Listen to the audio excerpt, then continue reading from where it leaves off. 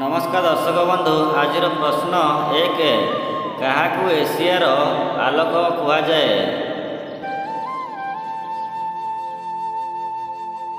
उत्तर गौतम बुद्ध को। प्रश्न दुई केउं देश को यूरोपर भारत कहुए।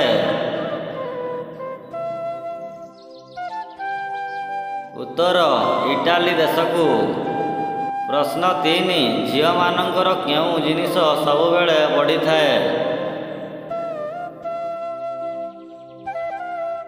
उत्तर बयस।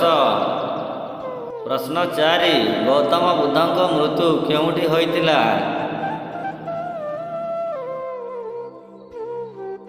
उत्तर कुशीनगर ठारे होइतिला। प्रश्न पाँच प्रधानमंत्री कार्यकाल केते वर्ष।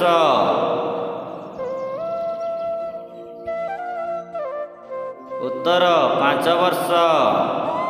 प्रश्न 6 ताजमहल निर्माण पाई केते वर्ष लागिथिला।